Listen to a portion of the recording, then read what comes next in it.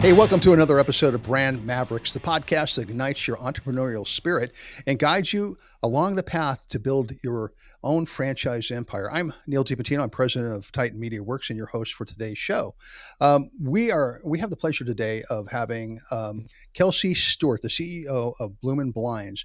As one of the original founders, he's been instrumental in shaping Bloomin Blinds as a leading name in window treatment. But Kelsey has helped countless of franchise owners realize their potential and achieve their goals. Please welcome to the show today, Kelsey Stuart. Kelsey, welcome, buddy.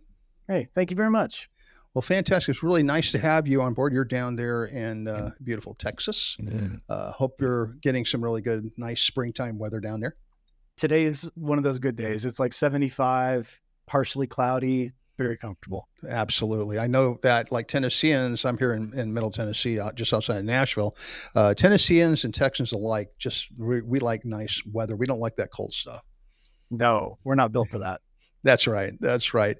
Hey, we want to talk a little bit about your business, but I think what we want to do today and just, the conversation we've had offline is we want to talk about franchising in general, kind of talk about not only the good, but the bad, the pitfalls, that type of thing. And you've got such great experience over the years with franchising that I think this is going to be a great episode where people can learn a whole heck of a lot if they listen all the way to the end. So we're going to jump into that in just a second here. But before we do, Kelsey, tell us a little bit about yourself.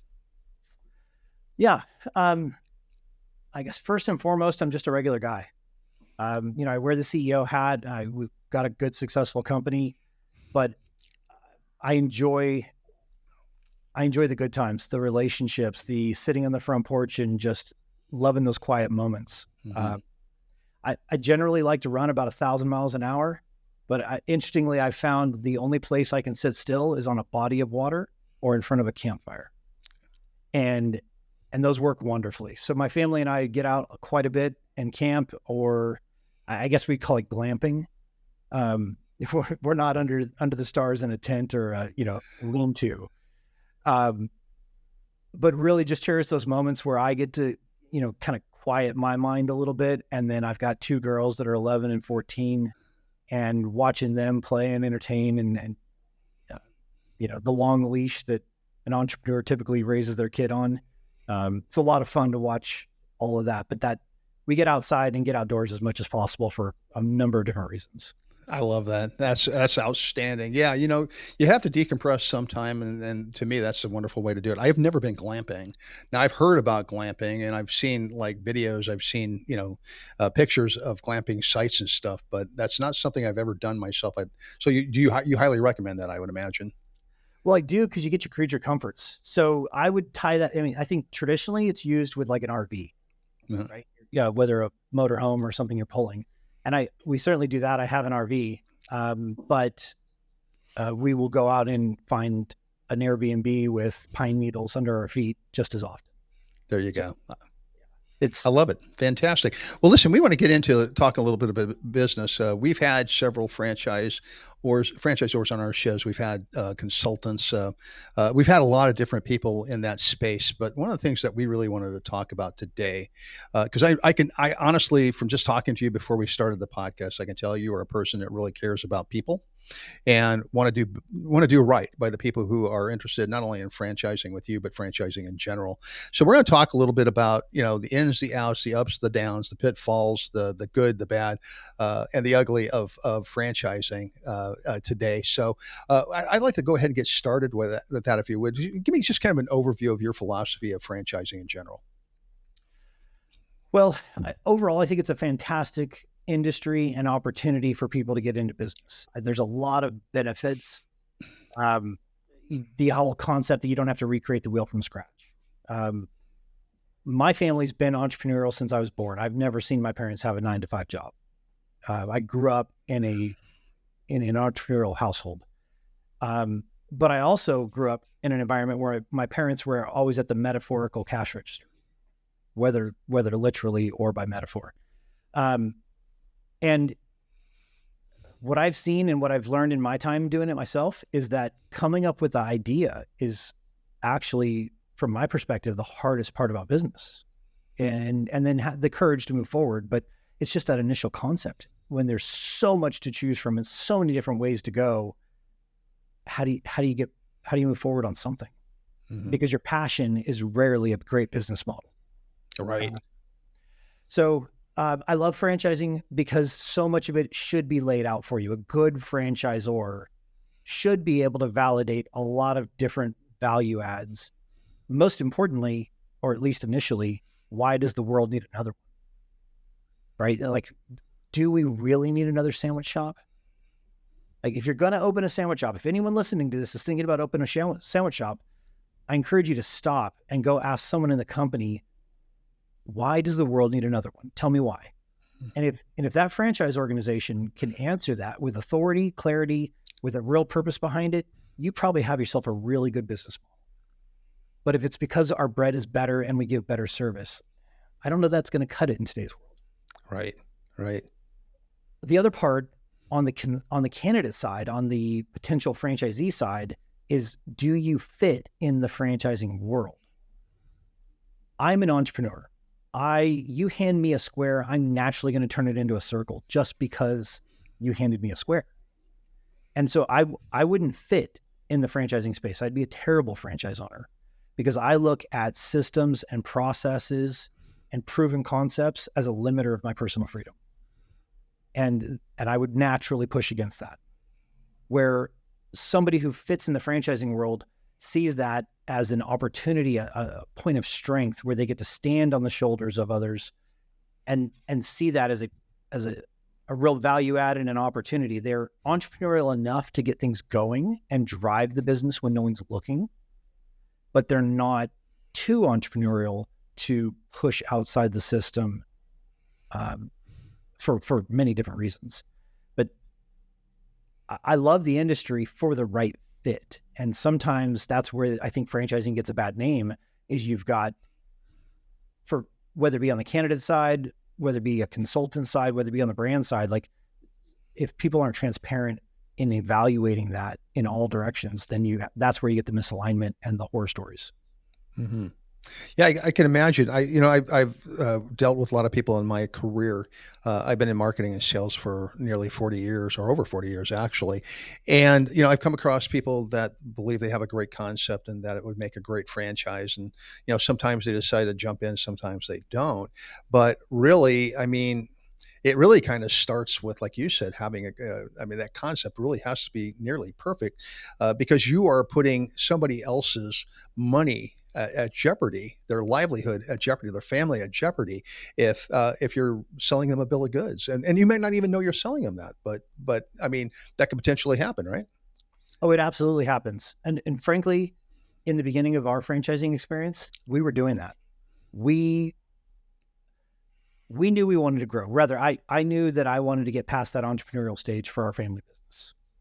We were in the business. I'd been there 18 years, but I was still in the truck. I was in the living room selling blinds. And I knew that if we didn't build an empire, I would be doing this forever.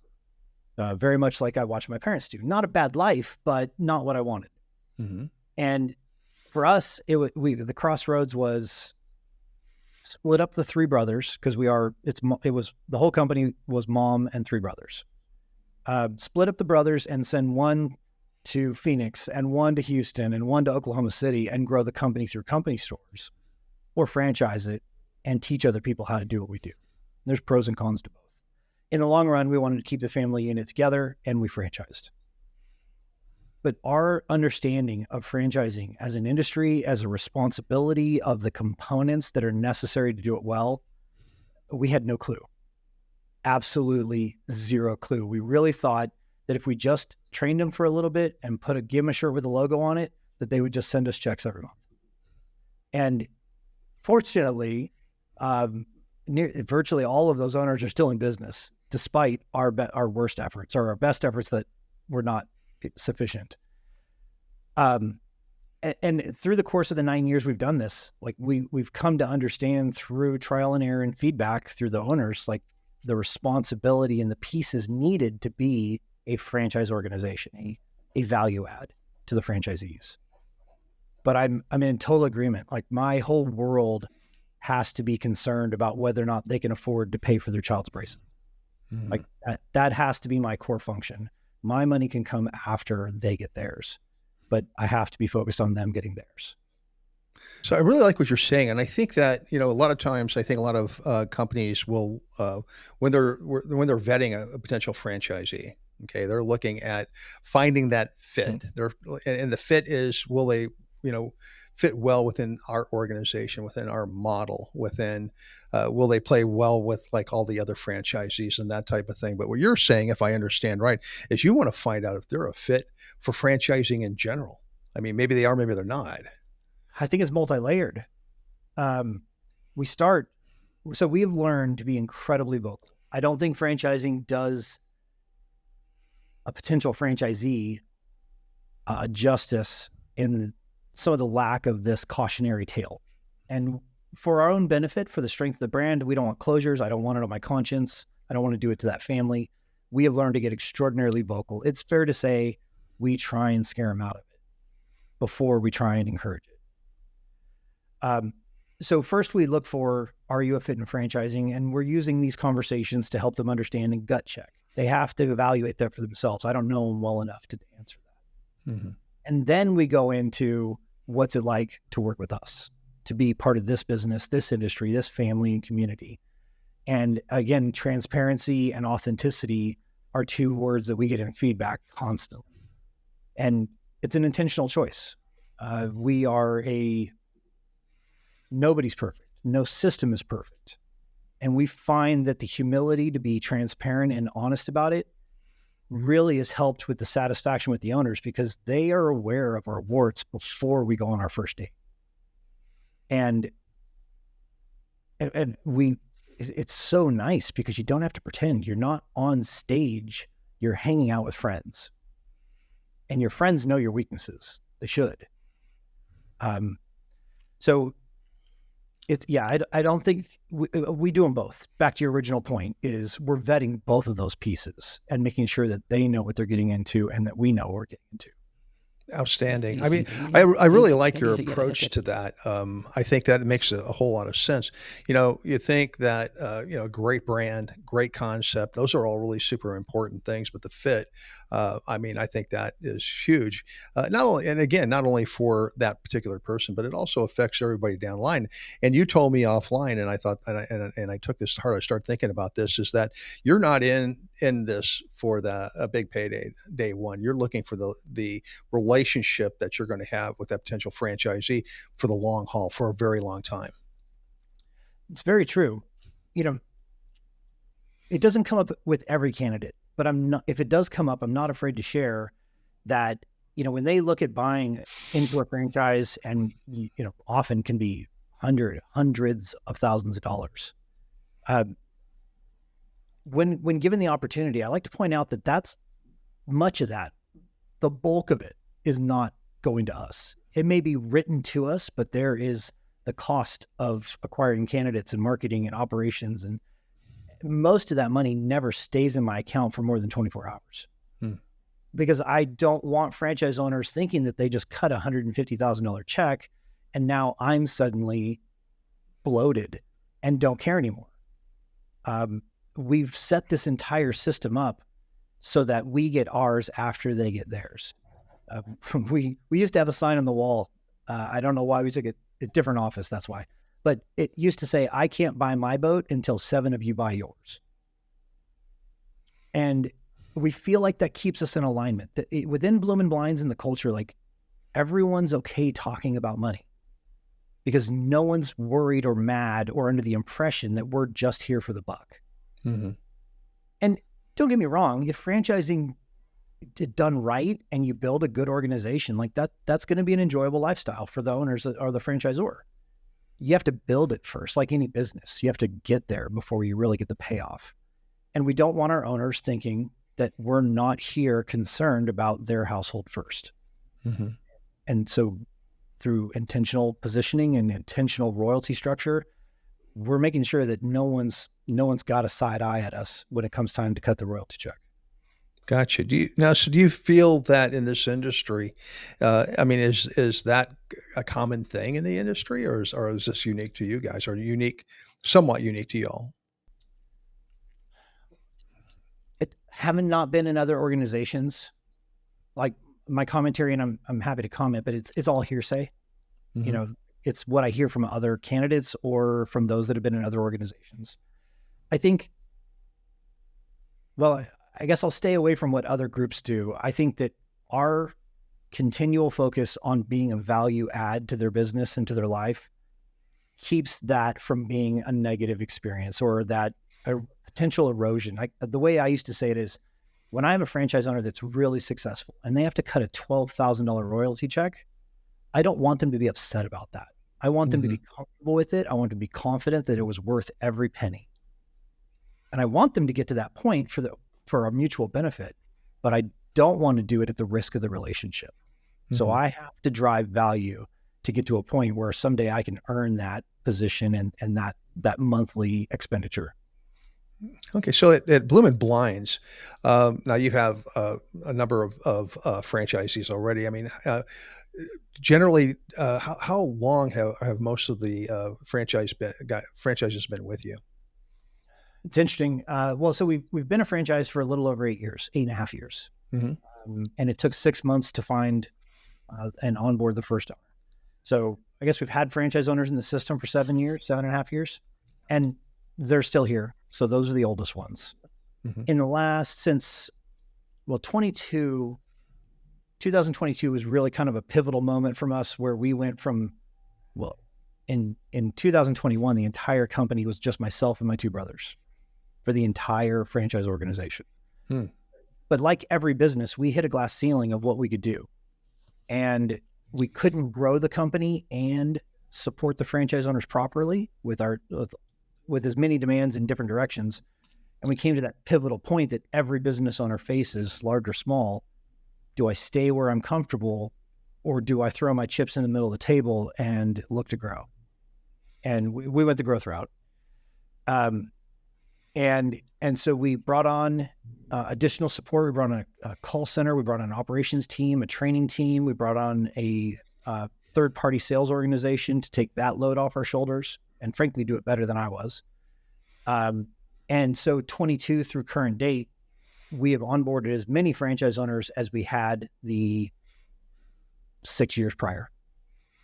So we're kind of 50-50 in which era, but there's not just one distinct age.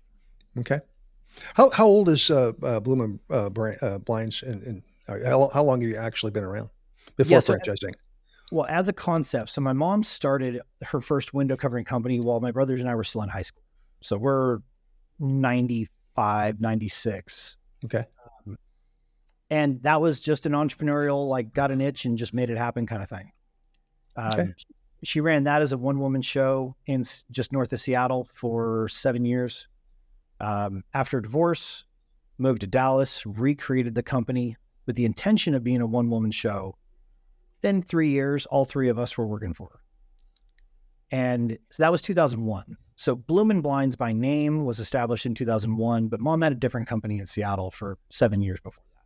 Well, that's fantastic. So that's great. That's wonderful. So you have an established brand. You obviously have an established concept, and you've shown that you have strong leadership and a real care for the franchisees, the people that you're not only that are with you, but the people you're vetting to find out whether or not they are a fit. So what would be some of the most important things outside of that? Now you've established that this person is the right fit. He's a right fit for franchising, a right fit for you, and you feel comfortable about what they can do. What would be some of the most important things they should look at and some of the questions they should ask and moving forward to make a decision to buy a franchise? All right. So now we're asking what a candidate should be asking of the brand. Yes. Love it. Okay. So I've already touched on one. Why does the world need another one? Right. I think it's a very specific question that should be very answerable by the brand. Secondly, who am I working with after I sign on the dotted line and send that wire? Like what? And in some organizations it's predictable because they're smaller. Some organizations it's not because they're a big machine and they've got 50, business coaches. But you need to know that. You need to know what that layer of support looks like. What's the mechanisms of support? What's the brand's appetite for support? What are they willing to do? What are they pre-committing to doing, and you got to really push on that and noodle around in it, because you can hide, like support is kind of like the term statistics. Like you can make statistics do anything you want. Mm-hmm. Your description of support pre-commitment, you can kind of make that do whatever you want, Mm-hmm. but you need to noodle around. A lot of franchisors that I'm used to will provide validators. So they're going to provide franchisees that are going to help you understand what it's like to live and walk in those shoes. Mm-hmm. But those are also like asking somebody for references. Like you're not going to send people that are pissed off at you. So you need to kind of look around, maybe call some locations that aren't provided for you. Like do your due diligence, make sure you know what you're getting into, and don't let the bad stuff erode or totally disqualify a company. Within any franchise organization, you have raving fans and you have those that are totally disconnected. And that's an appropriate spectrum. It's life, it's human personality. It's going to happen. But you need a full and complete picture. And you're looking for consistent. It's like reading a set of reviews. You're not actually looking for what's said in the review. You're looking for an overall tone of experience. Right. So who you're going to work with afterwards, I think that's important. And then I think innovation. Our world is moving very quickly, especially with as much as AI is really transforming businesses and marketing and communication challenges. And again, to move into a franchise organization that does not have plan for innovation or innovation in motion, and they're resting on their laurels in today's world specifically, I think that is really a danger point. Mm-hmm. Because that's a company that's going to age way more rapidly than they did 5 years ago. Right. And I think that's a question that hasn't been as important in the last couple of years, but I think is incredibly important in today's world. And it's not just about the product, but it's about the systems and everything that kind of goes along with running the business as well. Yeah. Well, for us, we're very consumer facing. We're not B2B. We're business to consumer. So we're dealing with Mm-hmm. homeowners. So for us, that relates to not only the internal support, like how are we going to work together better, but how are we going to attract customers better at a higher rate, lower cost? What tools are you giving me to convert that conversation into a transaction? Mm-hmm. How are you helping me do it at a scalable level? So as I grow my business, and it's no longer like a lot of ours start off as owner operator and then grow into employees. So what systems are you putting in place to help me do that? What exoskeleton are you going to give me so that I can get superhuman strength, build a business and hire people and train them and market and still play with my kids under the stars? Right. Like what superpower are you going to build for me? I know I have to do the work, but how are you going to help me? How are you going to Mm-hmm. earn more money? Right. And keep Right. my business safe? Right. So And that's, I'm sorry. And that's one of the roles of a franchisor too, is to be there to support and to be there to help. And that's super important, I would imagine. Undoubtedly. Like, again, if I don't want somebody who just wants to buy the logo and wants to be left alone, that's a failure of a franchise placement to me. It's a sad story. It breaks my heart. So hopefully the candidate wants the same relationship, but there are things, because franchisors control so much of the infrastructure.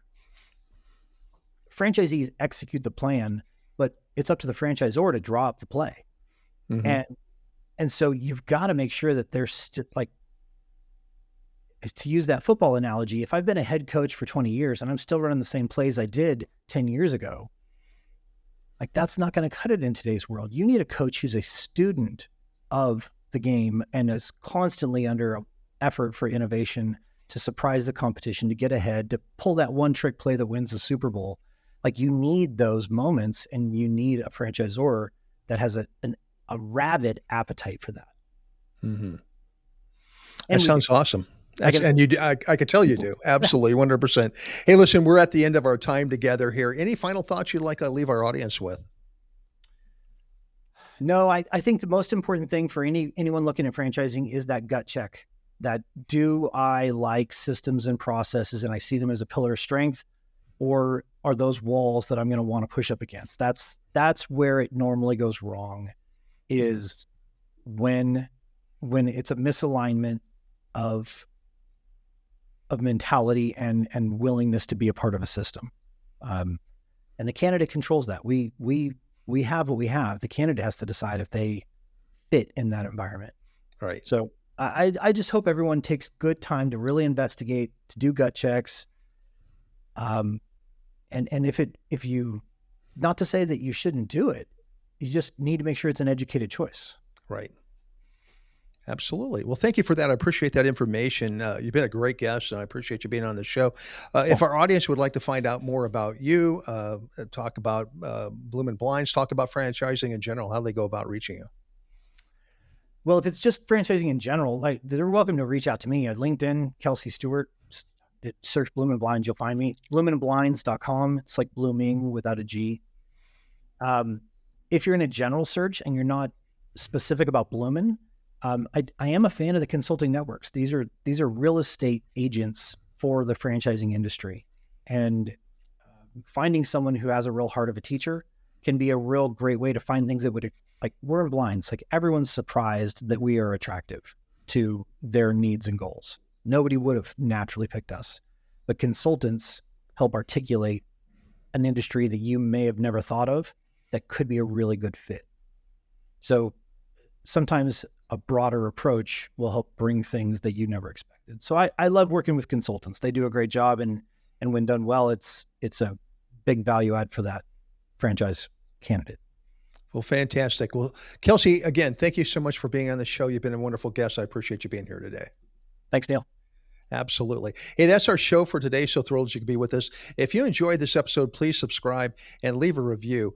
Brand Mavericks is sponsored by Titan Media Works, providing podcast production and guest booking services for those people who want to be in the podcasting space. Check us out at titanmediaworks.com. Works is spelled WORX. And also check out all the other great hosts at the Small Business Delivered Network at smallbusinessdelivered.com.